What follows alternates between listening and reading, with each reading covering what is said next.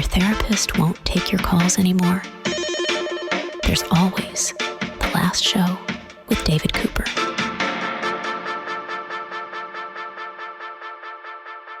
And in celebrity news, former soccer player and former Girl of Spice, David Beckham and Victoria Beckham, respectively, and their son, Brooklyn Beckham, are in a bit of a, tiff. They're in a bit of a fight. The son posted something that surprised a lot of people.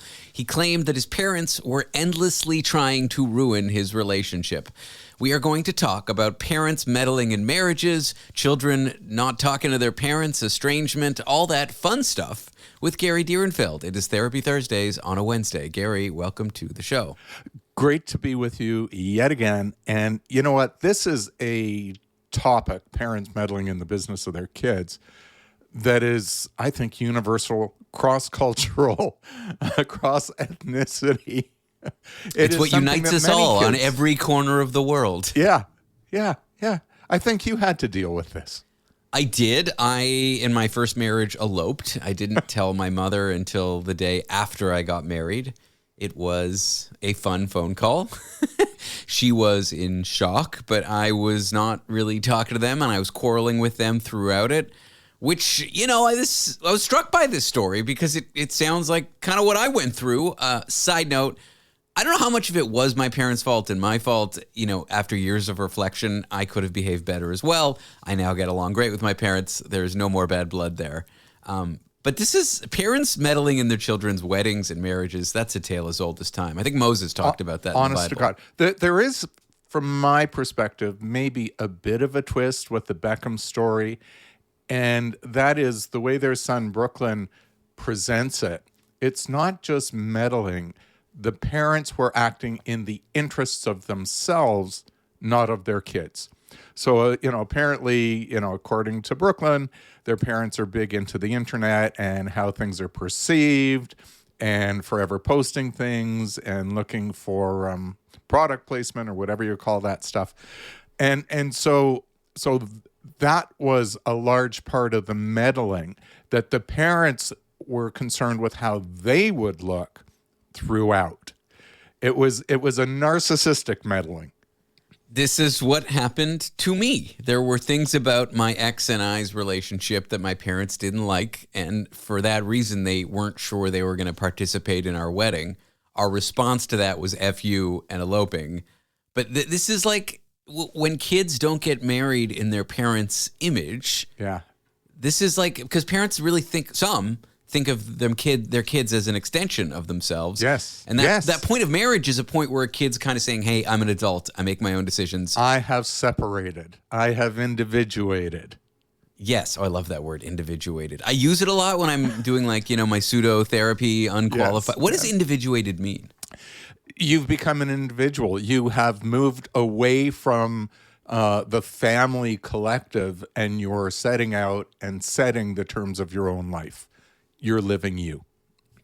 So, okay, and what were some of the things about this story that you were struck by, or some things that are universal that people have dealt with? Like, you used to treat couples when you were in practice?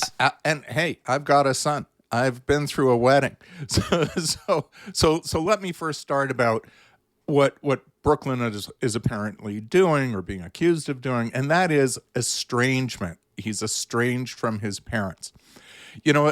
I've done so much work in the context of separated parents and family law.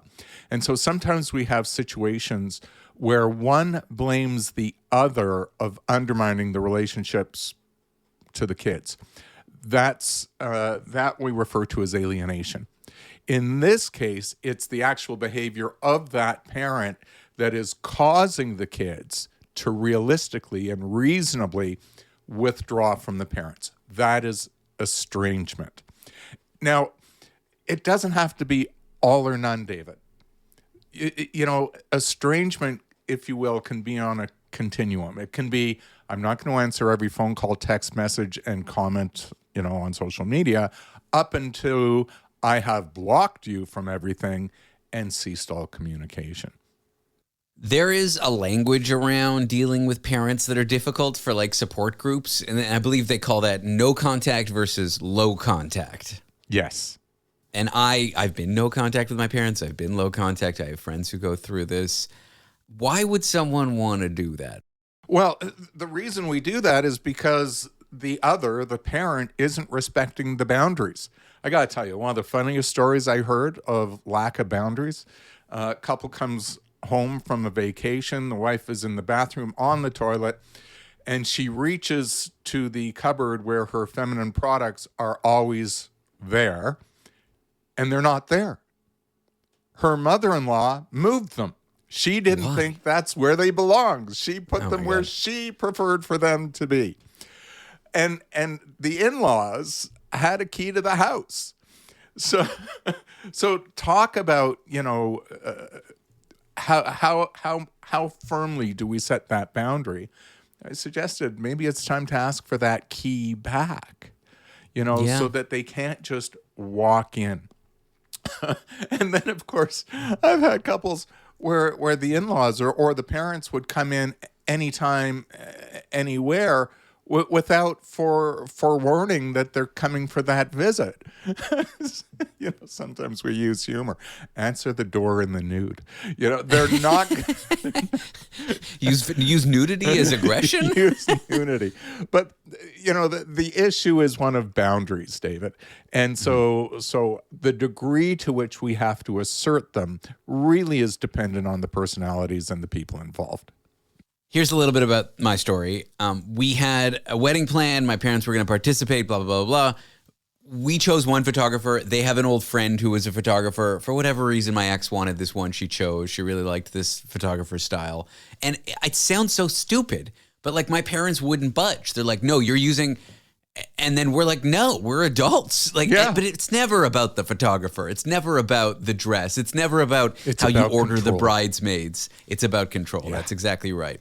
Yeah. When our son and daughter-in-law were engaged and now getting married, we had what I called the summit. And that's the meeting of the four parents and the kids. They happened to be East Indian. They included some respected elders in this meeting, which I didn't understand in the moment at the time, but I did catch on and realized that was actually a very respectful thing that they were doing. The elders were there to make sure that we, the parents, manage respectfully between ourselves. So anyways, one of the elders introduces, the concept that we have to plan this wedding. I quickly jumped in. I'm less, some people would argue this with me, but I'm less into power and control, at least with my own family. My wife and I had agreed on a strategy, if you will, for this meeting. And so I jumped in and I said, look, we actually don't care what the kids do. We have a particular pot of gold, amount of money, that we're able to contribute to their wedding. And we told them what it was. This is the amount of money. This is our budget. This is all in everything. But does that money entitle you to, control the outcome? Well, we've had friends say that, those who hold the gold hold the power. Yeah. And, that's not my thing. So I said, this is the pot of gold. We have but one request. And there was silence. And this is a cross-cultural, cross-ethnic, cross-religious... Indian-Jewish wedding, basically. Yes. And I said, our only request is that we're invited. At Sierra, discover top workout gear at incredible prices, which might lead to another discovery. Your headphones haven't been connected this whole time. Awkward. Discover top brands at unexpectedly low prices. Sierra, let's get moving. People love it when you lose. They love dirty laundry. We are talking about David and Victoria Beckham, whose son Brooklyn shared dirty laundry about their wedding and the parents, David and Victoria, meddling in the wedding. And I want to talk to Gary Direnfeld, a social worker, a therapist on Therapy Thursdays on a Wednesday, about airing your dirty laundry online, which I guess I'm doing right now. I'm talking about how I used to fight with my parents and how my wedding got canceled and they meddled and photographer and blah, blah, blah, blah. But Gary, welcome to the show, first of all. Great to be back. Listen, for some people, airing their dirty laundry online, that's how they make a living. Yes, true. And I was actually thinking that, like, was their son looking for a little cash? And then that, when celebrities, family members speak out, it's like, yes, what they're telling the press is true and it's awful. But there's also that element of like, you probably got money for that story. And now your parents are like hearing you speak out against them. And yes, maybe they behave badly. Maybe they deserve it. But the parents are like, ugh, my kids are just talking to the press for money. Or my sister's just talking to the press for money. The cynic in me wonders if all of this is to bring attention to the Beckham family in total, not just the whole family met with like a PR firm and they're like, you're not in the press enough, so you need to. Yeah, Can you it's a little imagine? conspiracy theory, but I believe that it's happened. Not in this case, but I believe that it has happened. I got to tell you, I was never a conspiracy theorist before the likes of what's happening in the U.S. Yeah. Now I'm a conspiracy theorist, and this is one of them. But having said that, oh my goodness, am I forever cautioning people about airing their dirty laundry on social media? You know, people sometimes forget that it is typically public, and even if it isn't, someone can copy and paste and share, and then it becomes public. Yeah, again, I had mentioned in our first segment, I've worked with many separated parents where one or other badmouths and trashes the other parent. These things show up in court documents. Yeah. Yeah, right? I've said so much on my radio show. I feel bad for the lawyer that's got to go through everything. I have said nasty things. Not nasty, but I said like intimate details about my parents and my siblings on the show. But there's nothing that I say that if it got played for them, I know I'd have to answer to it, you know? And I think that's what people don't realize. Like, they're going to see it. Yeah. Yeah, these things have a way of leaking out. What was that saying? If you wouldn't say it in church, don't say it on social media, right? It's that kind of thinking. But many people, they get agitated, they get angry, and they lose their self-control. So, I, as a social worker, the first thing I'm always preaching is don't worry about controlling the other. Control yourself. Take that deep breath. Lower your shoulders. Think twice. Do not act impulsively. And learn that, for goodness sakes, sometimes saying nothing is a far more potent strategy. Having said that, And now for the opposing view. well, I think I'm sort of like, you shouldn't, change names to protect the guilty. Like, I sort of think if you don't want people saying horrible things about you online, Don't do horrible things. don't do horrible things. I think there's a certain we shouldn't protect the guilty, and people's story is their story. And sometimes speaking out is healthy and helpful and healing and tells your community what's going on. But if it's like petty squabbles, like my roommate was $50 early on rent or late on rent this month, and they took them 2 weeks to pay me back. How dare they? Or like, their cat pooped on my bed. I think there's So the word that comes to mind is discretion. yes. And, that takes some level, again, of calm maturity and thinking things through. So I'm not telling anyone what to do here. I'm not saying don't post it, go ahead and post it. Think through. How would you feel if the shoe was on the other foot and you read this about yourself? And could you withstand any potential backlash? My mother always says, like, you shouldn't, talk trash about your partner to your friends because you'll forgive your partner and then your friends won't. And I sort of understand that for petty squabbles, but I think that logic can be used to protect like an abuser or protect people who behave very badly. Yes. Listen, I've told friends in that situation, they were bad-mouthing their partner to me, and they were separating. And I said, don't be bad-mouthing your partner to me. You may want to get back together with that person. And because you've put out all this negative information about them, you may be worried about looking like a horse's rear end if you do. And that could influence a good decision to return, assuming it's a good decision. So we always want to be circumspect. We always want to be cautious about what we're going to speak publicly or post about others. Listen, you're Jewish, I'm Jewish. There's a concept called Lashon Hora. I don't know it.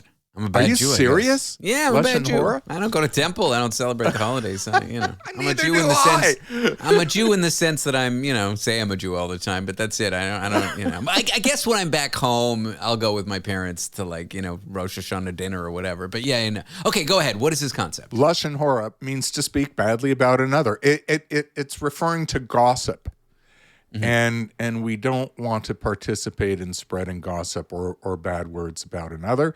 And the reason is it can wind up being a reflection on ourselves. Even if it's true, David, even if what you're saying is true, Sure. if you're out there trashing another, it can undermine people's trust in your confidentiality. And will they share things with you if these are your boundaries? So there are many ways that there can be an adverse consequence to posting adversely, negatively about someone that you're in a relationship with, someone that you know. I take that a little differently. When friends confide in me or in me and my partner Miranda about their boyfriend or girlfriend, I don't really take the attitude, don't tell me anything negative because you might want to get back together. I say this, I hear what you're saying. Don't feel like you can't be my friend if you end up changing your mind and getting back together with them. I'll support you either way. That's beautiful. And I'm not going to judge the other person for these horrible things you're saying. It's like I'll forget them. That's my angle, That's reasonable. That's generous. That's kind. You look like you're glowing now. No, I'm just thinking about this David Beckham and Victoria Beckham thing and the kids speaking out about how they behaved badly throughout the wedding and tried to meddle in the marriage, and thinking about all the times on the mother radio. stole the first dance. Yeah. My mom wore, she'll claim the dress was like cream and gold, but it was a white dress. My mother wore a white dress to my sister's wedding. That's what we're dealing with here. To her credit, she will claim it was cream and gold, but cream is white. Okay, cream is white. But yeah, no, like my parents, very similar to you. The support they were throwing the wedding, and then they had a lot of opinions about it, and they didn't work for me and my ex. They started having opinions about our relationship. It didn't work for me and my ex, and so we were just like no, and we eloped. We were lucky, we get along with our son's in-laws. And we left them to sort out what they wanted about the wedding with the kids. That, from my perspective, it wasn't my business. That's our kids to deal with them. But having said that, we got along. And the way my son happened to manage all this is he continually brought all decisions down to 3 or 4 choices. And then he consulted with the parents on either side for their input. Very respectful approach, quite frankly. We're lucky. But I'm sharing this not to gloat. I'm sharing this to give our listeners a view into how to handle these situations in a way that can be felt as respectful and caring for the relationships in the interests of our kids. I'm here with Gary Direnfeld, a therapist, a social worker. It's Therapy Thursdays on a Wednesday because on Wednesdays we do mental health discussions. Gary, welcome. I don't know what's wrong with my brain. Thank you for being here, Gary. Love you, David. Thank you. Welcome to Survivor 50. February 25th on Global. We chose you to represent 25 years of the greatest adventure on television. It's the biggest season ever. The twist is going to open up Pandora's box. Now I see Zach Brown on Survivor. Welcome to Survivor, Mr. Beast. Feels a little like a high school reunion meets a massacre. Survivor 50th season, Wednesday, February 25th on Global. Stream on Stack TV.